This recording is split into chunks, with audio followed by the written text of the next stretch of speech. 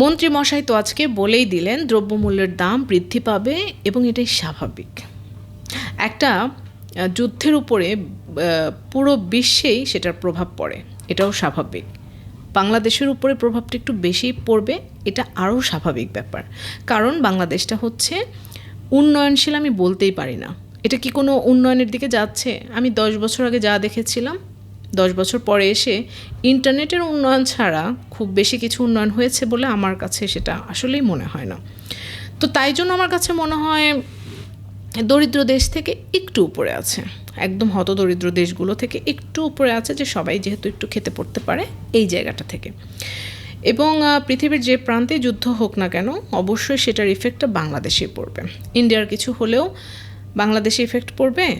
আর অনেক দূরের দেশ, মনে করেন ইরান, রাশিয়া বা আমেরিকা, ওখানে যাই কিছু হোক ইফেক্টটা বাংলাদেশের উপরে পড়বে। সো আমরা বাংলাদেশিরা অনেক কিছু মেনে নিতে সক্ষম। আমরা নদী ভাঙন মোকাবেলা করতে সক্ষম, আমরা বন্যা মোকাবেলা করতে সক্ষম, আমরা প্রাকৃতিক দুর্যোগের সাথে মোকাবেলা করে সক্ষম, আমরা দুর্ভিক্ষ 74 সালে দুর্ভিক্ষর মতো বিষয় মোকাবেলা করে সক্ষম। সো যত জিনিসের দামই বাড়ুক না কেন, আমরা বাংলাদেশের বাঙালি মানুষ তো সব কিছুর সাথে আমরা অ্যাডজাস্ট করতে পারবো। তবে কয়েকটি পরামর্শ: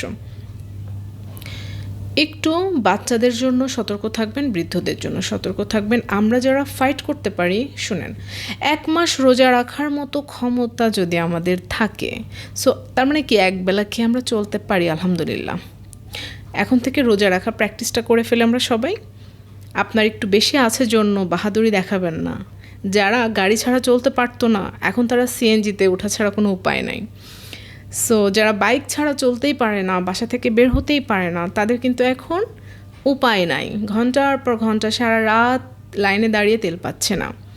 সো কোনো বিষয় নিয়েই অহংকার করবেন না, কোনো বিষয় নিয়েই বাহাদুরি করবেন না। বরং সব সময় যদি জীবনে অনেক কিছু পেয়ে যান, আরও বেশি মাথা নিচু করে চলবেন।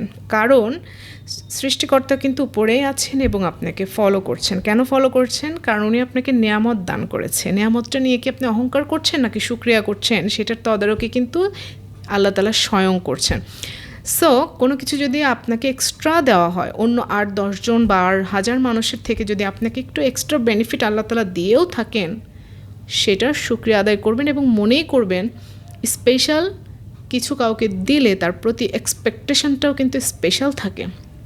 আপনি যদি কাউকে প্রতি মাসে 10,000 টাকা দেন আর কাউকে 2,000 টাকা দেন, 2,000 টাকার থেকে যাকে 10,000 টাকা দেন, তার প্রতি আপনার এক্সপেকটেশন বাড়বে যে ও কাজ ভালো করবে। সো আল্লাহ যদি আপনাকে এক্সট্রা কোনো নিয়ামত দিয়েও থাকে, সেটাকে শুকরিয়া করবেন এই জন্য যে আল্লাহ তাআলা আপনার প্রতি বিশেষ নজরদারি করছেন। অহংকার করার কিছুই নেই। আপনি প্রয়োজনে যদি একটু বেশি থাকে, আপনার প্রতিবেশীর খবর নেবেন, পথশিশুদের দিকে খেয়াল করবেন, আত্মীয় স্বজনের কথা চিন্তা করবেন। যদি একজনের সাপোর্ট দেওয়ার মতো তৌফিক আপনার থাকে, সেটা করে যাবেন। এটাই লাইফ। মানুষের জন্য কি করে গেলেন, এটাই লাইফ। আমার অনেক আছে, শুধু আমি ভোগ করব, এই চিন্তাভাবনা করে দুনিয়া থেকে যদি চলে যান, আপনি ব্যর্থ। সো যারা নিজেরটুকু খেতে পড়তে পারবেন, তারা নিজেরটা বাঁচার চেষ্টা করেন। যাদের একটু বেশি আছে, তারা অন্যদেরকে নিয়ে ভাবেন। যারা গরিব আছে, তারা রোজা প্র্যাকটিস করেন। আমার কাছে মনে হয় এর থেকে বেটার অপশন আর কিছু হতেই পারে না। সো সামনের দিনগুলো সত্যি যুদ্ধ চলতে থাকলে অনেক ভয়াবহ দিন আসবে। আজকে আমার ভিডিও দেখে অনেকে হাসি পাবে, অনেকেই বলবে আমি ভয় দেখাচ্ছি। আসলে বিষয়টা সেরকম না।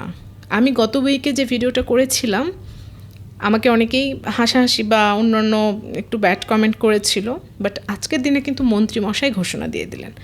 সো পরিস্থিতি এতটাও সহনীয় হবে না। তো তাই জন্য এখন থেকে চেষ্টা করেন গ্রামে চলে যাওয়ার মন মানসিকতা তৈরি করেন এবং কোনো কাজকে ছোট করে দেখবেন না। তাহলে মানসিক শান্তি পাবেন এবং দুর্ভিক্ষকে আমরা কি করতে পারবো, হজম করতে পারবো। আল্লাহ তাআলা অবশ্যই আমাদের উপর রহমত বর্ষিত করবেন। আল্লাহ তাআলার কাছে আমরা দোয়া করব এবং আল্লাহ পাকই সব কিছু থেকে আমাদেরকে বাঁচিয়ে রাখবেন নিশ্চয়ই, ইনশাআল্লাহ। সো সবাই ভালো থাকবেন, সুস্থ থাকবেন, সুন্দর থাকবেন এবং আমার জন্য অনেক দোয়া করবেন। আল্লাহ হাফেজ।